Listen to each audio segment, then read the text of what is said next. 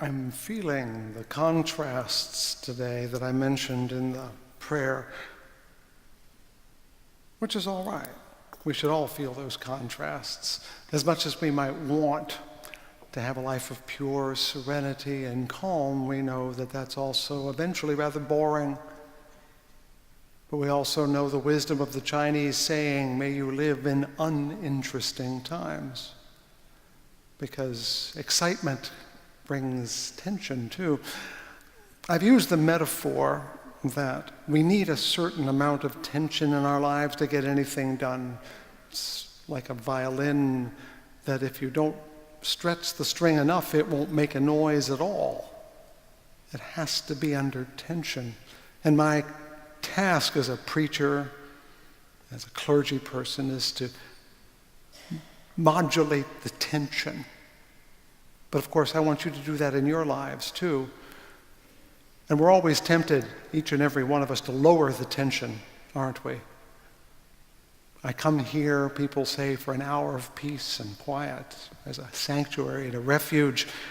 And as often as not, at least this preacher ramps up the tension rather than ramps it down. It's a struggle to give enough of what we need to make the voice, the inner voice, sing. So I'm going to start with a tension point for me. The tension point is I went to a brand new big bookstore in town, down on our long mall-strewn 28th Street. It's such a cultural oasis all by itself.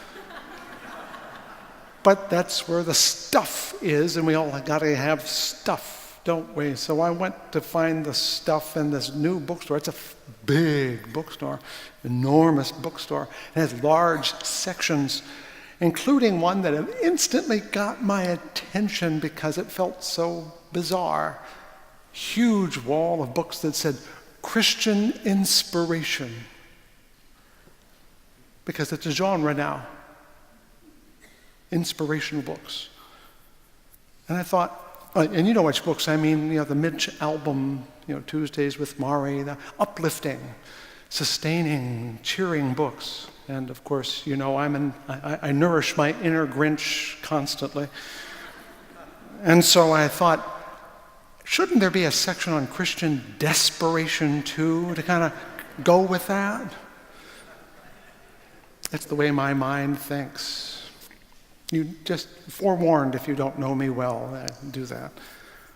But I really what I found I was really not liking was the commerce of spirituality.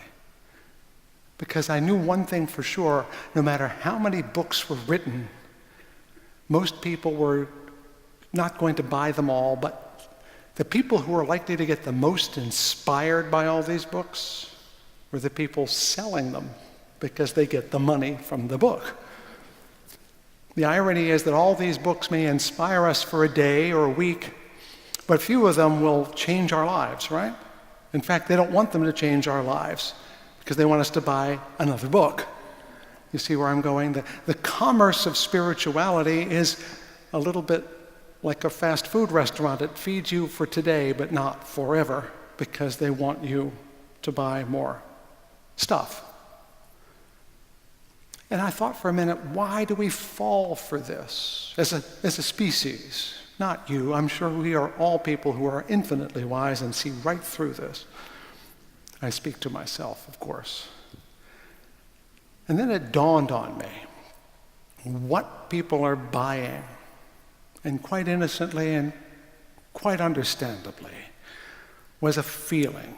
You read an inspirational book or see an inspirational movie or listen to an inspirational tape or piece of music, and you feel good.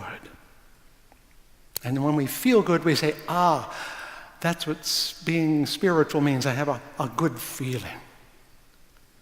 I feel serene, I feel calm, I feel centered.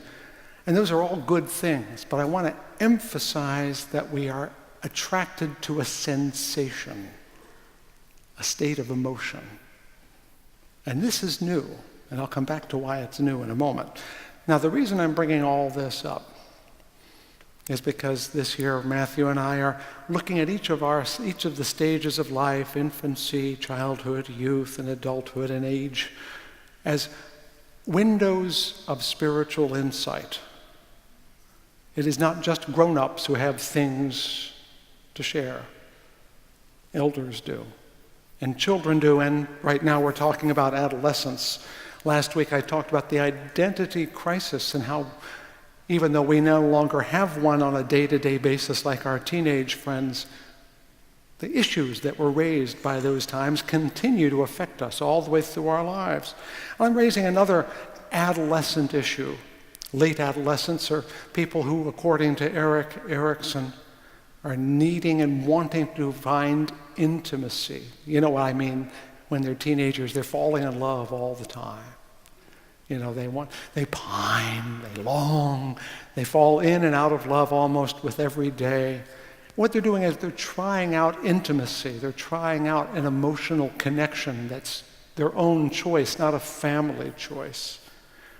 This is an important stage in life because if we don't try being intimate as a child, as an adolescent, we'll not be very good at it as adults. And look at the literature, look at the movies, look at the music. Is not every pop song about love? Is not every movie a romantic comedy? And if not a romantic comedy, isn't there some romantic interest in there somewhere? And of course, books. Love is the whole thing. So if love doesn't make the world go round, it certainly does make the cash register go round fairly regularly. It's a powerful emotion that we begin to feel as adolescents and continue to feel as adults. And so is it any wonder that when we think spirituality, we're thinking, I want to feel a certain way, a way kind of like being in love, but not quite as messy. You know what I mean. I'm sure you do.